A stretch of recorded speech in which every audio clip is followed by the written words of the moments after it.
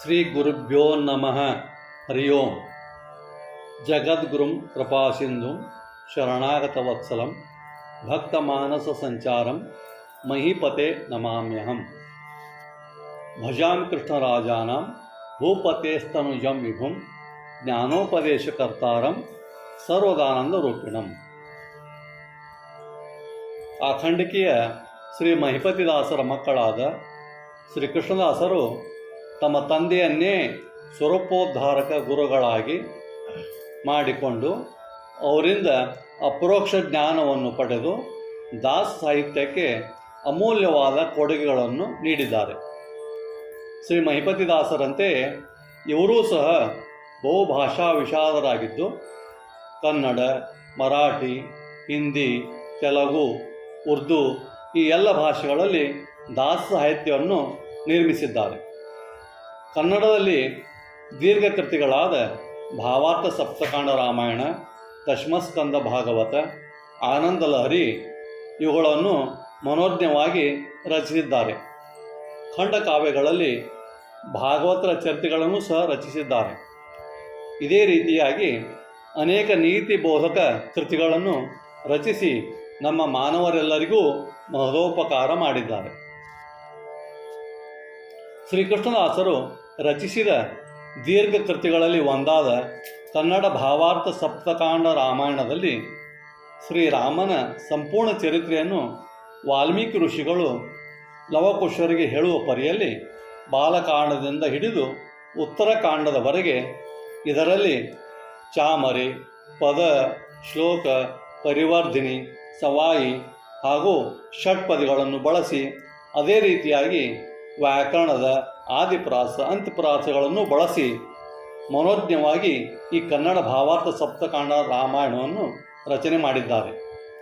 ಇದರಲ್ಲಿರುವ ಬಾಲಕಾಂಡವನ್ನು ಶ್ರೀಕೃಷ್ಣದಾಸರು ಸಮಾಪ್ತಿ ಮಾಡುವಾಗ ಪರಾಭವನಾಮ ಸಂವತ್ಸರ ಚೈತ್ರ ಶುದ್ಧ ನವಮಿ ಸೌಮ್ಯವಾಸರೆ ಕೃತ ಸಮಾಪ್ತ ಎಂದು ಶ್ರೀಕೃಷ್ಣದಾಸರೇ ಉಲ್ಲೇಖಿಸಿದ್ದಾರೆ.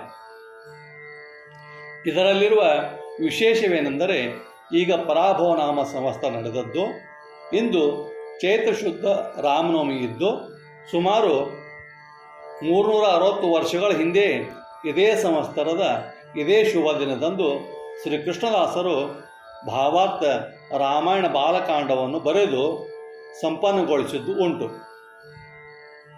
ಸುಮಾರು 360 ವರ್ಷಗಳ ಹಿಂದಿನ ಪರಾಭವನಾಮ ಸಂವತ್ಸರದ ಕಾಲಘಟ್ಟದಲ್ಲಿ ಶ್ರೀಕೃಷ್ಣದಾಸರು ಜೀವಿಸಿದ್ದರು. ಅದಕ್ಕೆ ಸಮಾಂತರವಾಗಿ ಅದೇ ಕಾಲಘಟ್ಟದಲ್ಲಿ ನಾವು ಜೀವಿಸಿದ್ದೇವೆ. ಇದು ನಮ್ಮ ಪುಣ್ಯ ವಿಶೇಷವೆಂದೇ ನಾವು ಹೇಳಬಹುದು. ಕಾರಣ ಇವತ್ತು ಈ ಬಾಲಕಾಂಡದಲ್ಲಿ ಬರುವ ಶ್ರೀರಾಮನ ಅವತಾರದ ಬಗ್ಗೆ ಶ್ರೀಕೃಷ್ಣದಾಸರು ಯಾವ ರೀತಿಯಾಗಿ ವರ್ಣಿಸಿದ್ದಾರೆ ಎಂಬುದನ್ನು ಬಾಲಕಾಂಡದ ಕೆಲವು ಕೃತಿಗಳನ್ನು ಹಾಡಿನ ಮೂಲಕ ತಿಳಿಯೋಣ.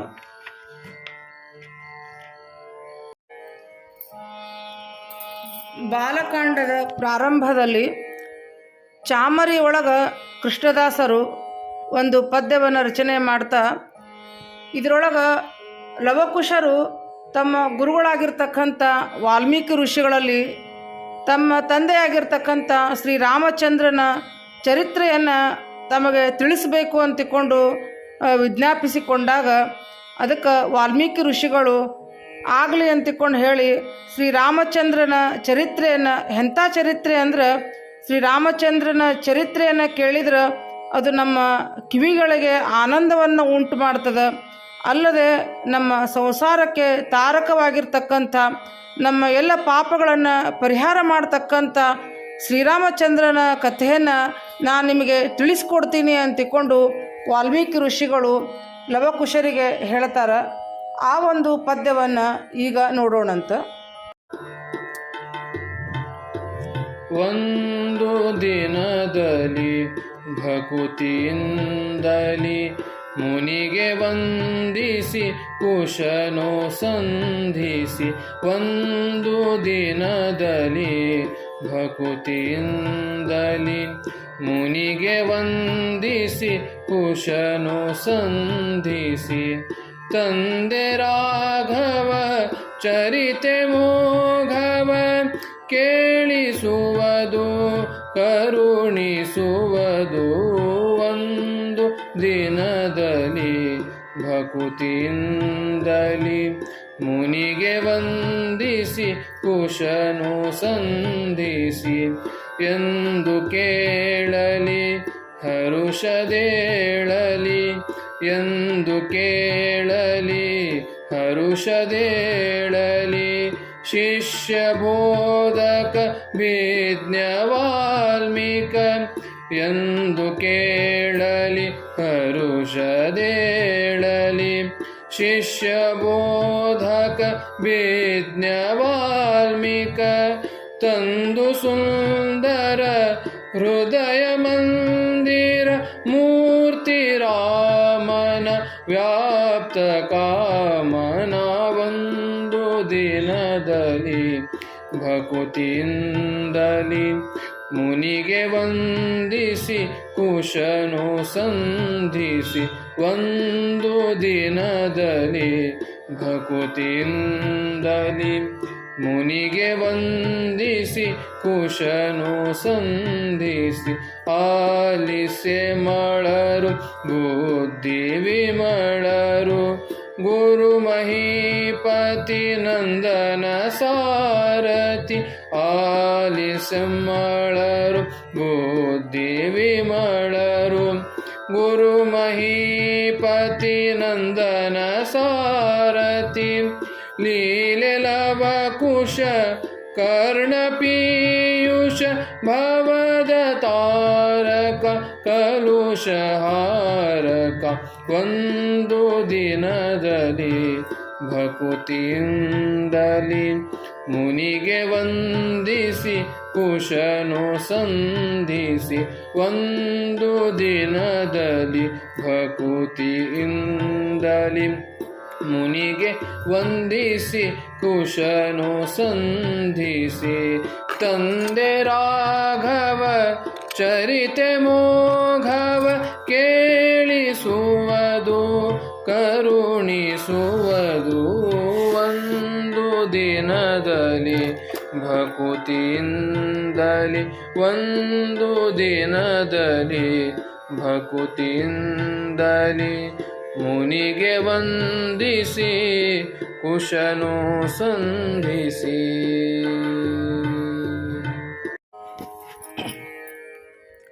ಹೀಗೆ ವಾಲ್ಮೀಕಿ ಋಷಿಗಳು ಲವಕುಶರಿಗೆ ಶ್ರೀರಾಮಚಂದ್ರನ ಚರಿತ್ರೆಯನ್ನು ಹೇಳುವ ಮತ್ತೊಂದು ಪದ್ಯವನ್ನು ಶ್ರೀ ಕೃಷ್ಣದಾಸರು ಇಲ್ಲಿ ರಚನೆಯನ್ನು ಮಾಡಿ ಈ ಒಂದು ಪದ್ಯದೊಳಗೆ ತಿಳಿಸ್ಕೊಡ್ತಾರೆ. ವಾಲ್ಮೀಕಿ ಋಷಿಗಳು ಹೇಳ್ತಾರೆ ಲವಕುಶರಿಗೆ, ನಿಮ್ಮ ಪಿತನ ಚರಿತವ ಅಂತಿಕೊಂಡು ಹೇಳ್ತಾರೆ.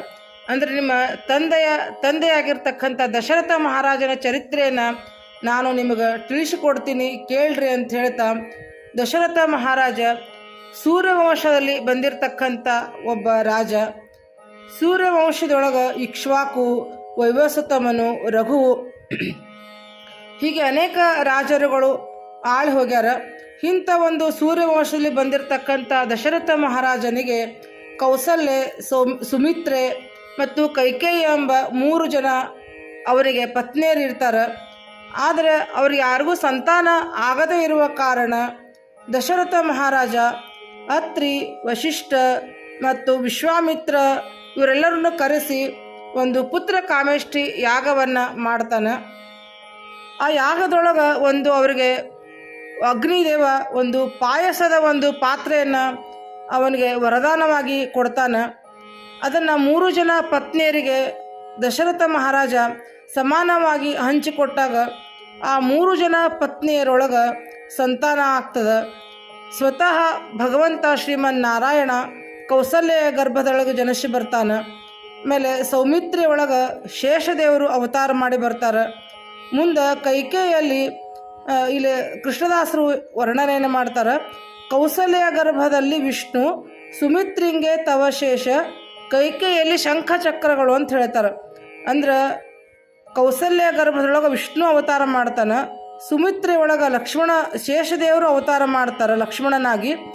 ಕೈಕೇಯಿ ಒಳಗೆ ಶಂಖಚಕ್ರಗಳು ಅಂದ್ರೆ ಭಗವಂತನ ಕೈಯಲ್ಲಿರ್ತಕ್ಕಂಥ ಶಂಖಚಕ್ರಗಳೇ ಭರತ ಶತ್ರುಘ್ನರಾಗಿ ಕೈಕೇಯಲ್ಲಿ ಅವತಾರವನ್ನು ಮಾಡ್ತಾರೆ.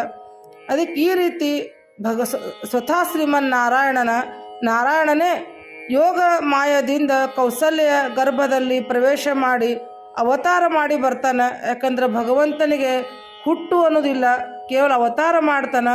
ತನ್ನ ಯೋಗ ಮಾಯದಿಂದ ಅವ ಅವತಾರ ಮಾಡಿ ತನ್ನ ನರಲೀಲೆಯನ್ನು ತೋರಿಸ್ತಾನ ಅಂತಿಕೊಂಡು ಈ ಒಂದು ಪದ್ಯದೊಳಗೆ ಕೃಷ್ಣದಾಸರು ಅತ್ಯಂತ ಸುಂದರವಾಗಿ ತಿಳಿಸಿಕೊಡ್ತಾರೆ.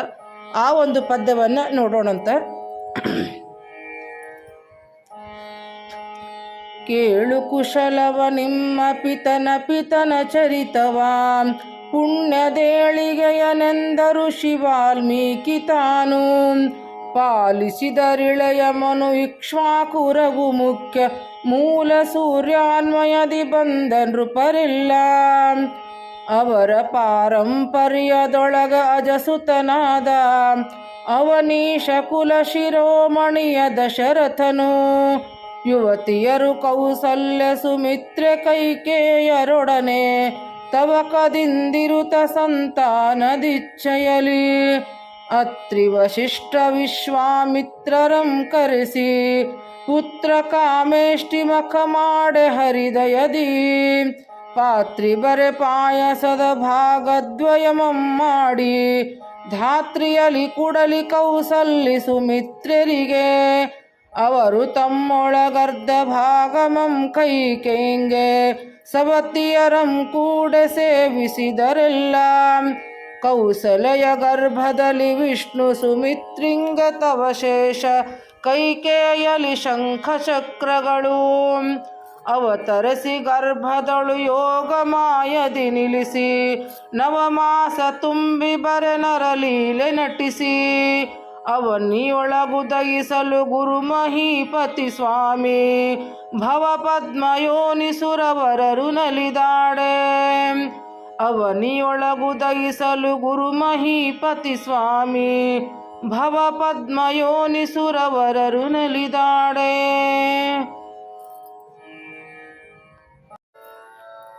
ಹೀಗೆ ಶ್ರೀ ಕೃಷ್ಣದಾಸರು ಬಾಲಕಾಂಡವನ್ನು ಮುಂದುವರಿಸುತ್ತಾ ದಶರಥ ಮಹಾರಾಜನಿಗೆ ತಮ್ಮ ಮೂವರು ಪತ್ನಿಯರಲ್ಲಿ 4 ಮಕ್ಕಳನ್ನು ಪಡೆದ ಬಗೆಯನ್ನು ವಿವರಣೆಯನ್ನು ಮಾಡ್ತಾ ಮುಂದೆ ಒಂದು ಶ್ಲೋಕದೊಳಗೆ ತಿಳಿಸ್ತಾರೆ.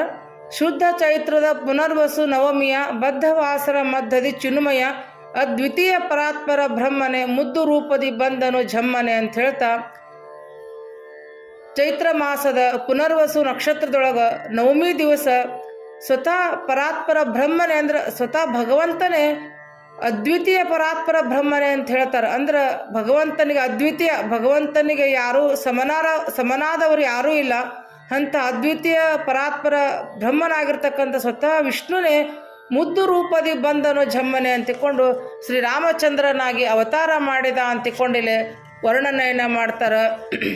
ಶ್ರೀರಾಮಚಂದ್ರನ ಅವತಾರ ಆದ ತಕ್ಷಣವೇ ಅಯೋಧ್ಯದೊಳಗೆ ಯಾವ ರೀತಿ ಮಂಗಳ ಮಹೋತ್ಸವ ಆಯಿತು ಅನ್ನೋದನ್ನು ಮತ್ತೊಂದು ಪದ್ಯದೊಳಗಿಲೆ ದಾಸರು ತಿಳಿಸ್ಕೊಡ್ತಾರೆ. ಎಲ್ಲ ಕಡೆ ಅಯೋಧ್ಯದೊಳಗೆ ಪರಮ ಮಂಗಳ ಮಹೋತ್ಸವ ನಡೀತು ಅಂತ ಹೇಳ್ತಾರೆ. ಎಲ್ಲ ಇಂದ್ರಾದಿ ದೇವತೆಗಳು ಕೂಡ ಅಲ್ಲೇ ಪುಷ್ಪ ಮಳೆಯನ್ನು ಸುರಿತಾರಂತ. ಎಲ್ಲ ಕಡೆ ಘನ ಭೇರಿ ನಿಸ್ಸಾಳ ಈ ರೀತಿ ಒಂದು ವಾದ್ಯಗಳ ಸಂಭ್ರಮ, ಗಾಯನ, ನೃತ್ಯ, ಎಲ್ಲ ಜನರು ಕೂಡ ದೇವತೆಗಳು ಕೂಡ ಅತ್ಯಂತ ಸಂತೋಷದಿಂದ ಸಂಭ್ರಮ ಆಚರಣೆಯನ್ನು ಮಾಡ್ತಾರ ಅಂತಿಕೊಂಡಿಲ್ಲ ವರ್ಣನೆಯನ್ನು ಮಾಡ್ತಾರೆ ದಾಸರು. ಆಮೇಲೆ ದಶರಥ ಮಹಾರಾಜ ಅನೇಕ ಬ್ರಾಹ್ಮಣರನ್ನು ಕರೆಸಿ ಅವರಿಗೆ ದಾನ ಧರ್ಮಾದಿಗಳನ್ನು ಮಾಡ್ತಾನಂತ.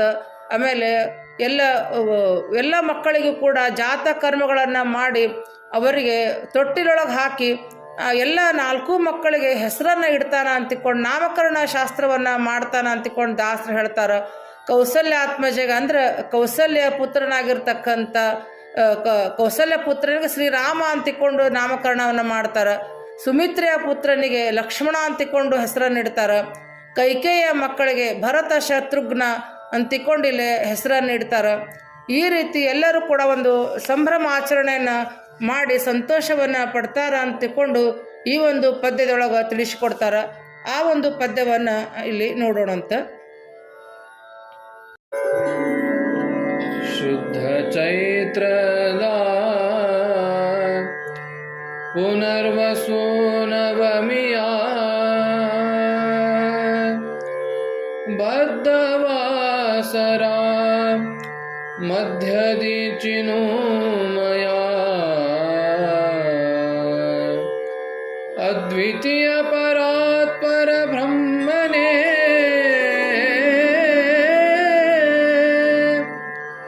ಅದ್ವಿತೀಯ ಪರಾತ್ಪರ ಬ್ರಹ್ಮನೇ ಮುದ್ದು ರೂಪದಿ ಬಂದನು ಝಮ್ಮನೆ ಮುದ್ದು ರೂಪದಿ ಬಂದನು ಝಮ್ಮನೆ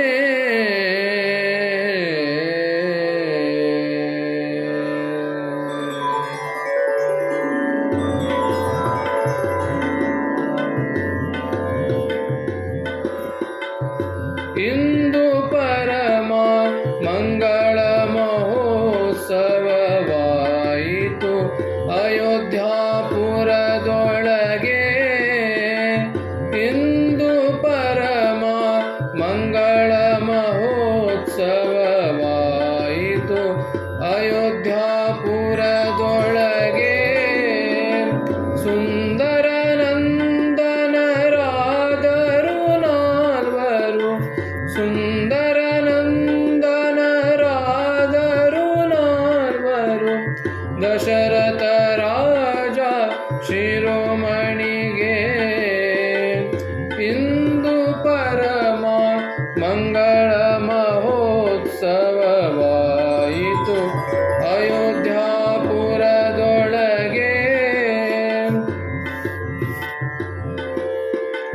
ಮೊಳಗುತ್ತಿದೆ ಘನ ಭೇರಿ ನಿಸ್ಸಾಳದ ಕಹಳೆಯರವ ಭೋರ್ಗರವುತ್ತಿದೆ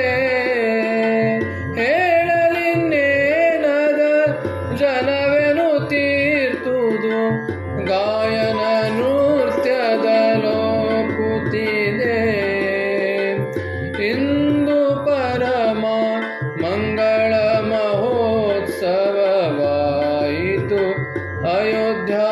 ಅಯೋಧ್ಯಾಪುರದೊಳಗೆ ಸುರರಾಕಾಶದಿ ದುಂದುಬಿ ಪೊಡವುತ ಹರುಷದಿ ಅರಳದ ಮಳೆಗರಿಯೇ ಸರಸದಿ ನಾರದ ವೀಣೆಲಿ ಪಾಡುತ್ತ ಸರಸದಿ ನಾರದ ವೀಣೆಲಿ ಪಾಡುತ್ತ ದೇವಾಂಗರ ನರ ನಟನೆ ಮೆರಿಯೇ ಇಂದು ಪರಮ ಮಂಗಳ ಮಹೋತ್ಸವವಾಯಿತು ಅಯೋಧ್ಯಾಪುರದೊಳಗೆ ಕೋಶದ ಧನ ತೃಣ ಸಮಲೆಕ್ಕಿಸಿ ಬಂದಿಹ ಯಾಚಕರಿಗೆ ನೀಡಿದನು ಭಾಸಿಪ ವಸ್ತ್ರಾಲಂಕಾರದಿ ಗುರು ಋಷಿ ಕವಿ ಜನ ಸುಖ ಬಡಿಸಿದನು ಇಂದು ಪರಮ ಮಂಗಳ ಮಹೋತ್ಸವವಾಯಿತು ಅಯೋಧ್ಯಾಪುರದೊಳಗೆ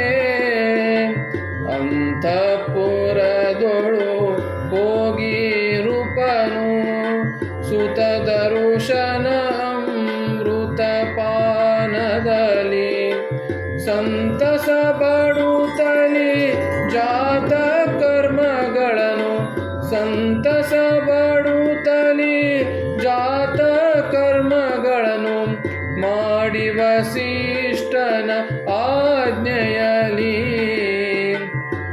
ಇಂದು ಪರಮ ಮಂಗಳ ಮಹೋತ್ಸವವಾಯಿತು ಅಯೋಧ್ಯಾಪುರದೊಳಗೆ ಈ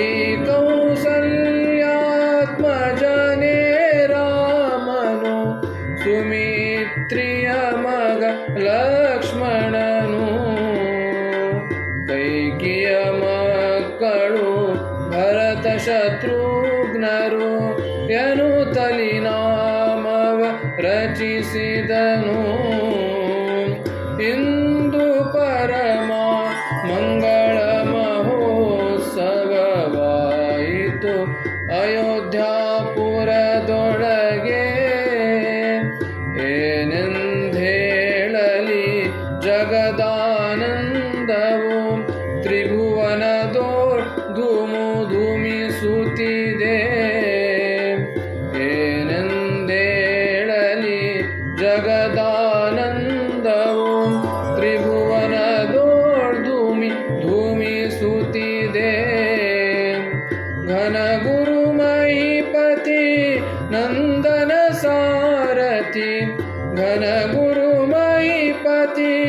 ನಂದನ ಸಾರಥಿ ಲೀಲೆಯ ದೋರಲು ಬಂದನಿದೆ. ಇಂದು ಪರಮ ಮಂಗಳ ಮಹೋತ್ಸವವಾಯಿತು ಅಯೋಧ್ಯಾಪುರದೊಳಗೆ.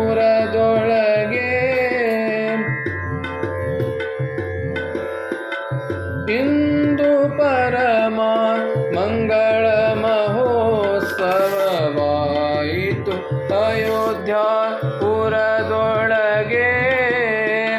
ಸುಂದರ ನಂದನರಾದರು ನಾಲ್ವರು ದಶರಥ ರಾಜ ಶಿರೋಮಣಿಗೆ. ಇಂದು ಪರಮ ಮಂಗಳ ಮಹೋತ್ಸವವಾಯಿತು ಅಯೋಧ್ಯಾಪುರದೊಳಗೆ.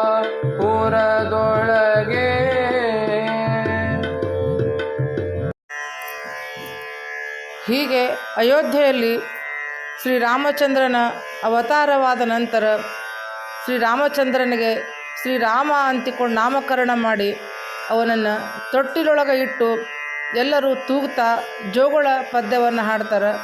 ಶ್ರೀ ಕೃಷ್ಣದಾಸರು ಯಾವ ರೀತಿ ಜೋಗಳ ಪದ್ಯವನ್ನು ರಚನೆಯನ್ನು ಮಾಡ್ಯಾರ ಅನ್ನೋದನ್ನು ಈಗ ನೋಡೋಣಂತ. ಜೋ ಜೋ ನಿಜ ಕಂದ ಮುಕುಂದ ಜೋ ಜೋ ಪರಮಾನಂದ. ಜೋ ಜೋ ನಿಜ ಕಂದ ಆಲದಲೆಯಲಂದು ಮಲಗಿರಲು ಲಾಲಿಯಂದರು ಆರಲ್ಲಿ. ಜೋ ಜೋ ನಿಜ ಕಂದ ಮುಕುಂದ ಜೋ ಜೋ ಪರಮಾನಂದ. ಜೋ ಜೋ ನಿಜ ಕಂದ ಇಂದಿರೆ ಪತಿ ನರರ ಸುಖ ಬಯಸಿ ಬಂದ ಫಣೀಂದ್ರನ ತ್ಯಜಿಸಿ. ಜೋ ಜೋ ನಿಜ ಕಂದ ಮುಕುಂದ ಜೋ ಜೋ ಪರಮಾನಂದ.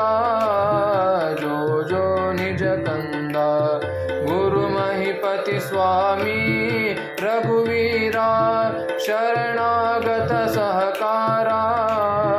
ಜೋ ಜೋ ನಿಜ ಕಂದ ಮುಕುಂದ ಜೋ ಜೋ ಪರಮಾನಂದ. ಜೋ ಜೋ ನಿಜ ಕಂದ ಗುರು ಮಹಿಪತಿ ಸ್ವಾಮಿ ರಘುವೀರ ಶರಣಾಗತ ಸಹಕಾರ. ಜೋ ಜೋ ನಿಜ ಕಂದ ಮುಕುಂದ ಜೋ ಜೋ ಪರಮಾನಂದ. ಜೋ ಜೋ ನಿಜ ಕಂದ ಜೋ ಜೋ ನಿಜ ಕಂದ ಜೋ ಜೋ ನಿಜ ಕಂದ. ಹೀಗೆ ಶ್ರೀ ಕೃಷ್ಣದಾಸರು ಸುಮಾರು 360 ವರ್ಷಗಳ ಹಿಂದೆ ಇದೇ ಪರಾಭವನಾಮ ಸಂವತ್ಸರದ ಚೈತ್ರ ಶುದ್ಧ ನವಮಿಯಂದು ಸೌಮ್ಯವಾಸರದಂದು ಈ ಭಾವಾರ್ಥ ರಾಮಾಯಣದ ಬಾಲಕಾಂಡ ರಾಮಾಯಣವನ್ನು ಸಮಾಪ್ತಿಗೊಳಿಸಿದ್ದು. ಈಗ ಅದೇ ಒಂದು ಪರಾಭವನಾಮ ಸಂವತ್ಸರದ ಚೈತ್ರ ಶುದ್ಧ ನವಮಿ ಅಂದರೆ ರಾಮನವಮಿ ಶ್ರೀರಾಮಚಂದ್ರನ ಅವತಾರವಾದ ದಿವಸದಂದು ಶ್ರೀ ಕೃಷ್ಣದಾಸರು ರಚಿಸಿದ ಈ ಒಂದು ಭಾವಾರ್ಥ ರಾಮಾಯಣದ ಬಾಲಕಾಂಡ ರಾಮಾಯಣದ ಕೆಲವು ಕೃತಿಗಳನ್ನು ನಾವೆಲ್ಲರೂ ಸೇರಿ ಯಥಾಮತಿಯಾಗಿ ಇಲ್ಲಿ ನಿರೂಪಣೆಯನ್ನು ಮಾಡಿದ್ದೇವೆ. ಈ ಒಂದು ಸೇವೆಯನ್ನು ನಾವು ಶ್ರೀ ಗುರು ಕೃಷ್ಣದಾಸರ ಅಂತರ್ಗತ ಶ್ರೀರಾಮಚಂದ್ರನಿಗೆ ಸಮರ್ಪಣೆಯನ್ನು ಮಾಡ್ತಾ ಇದ್ದೇವೆ. ಶ್ರೀ ಮಧ್ವೇಶ ಅರ್ಪಣಮಸ್ತು.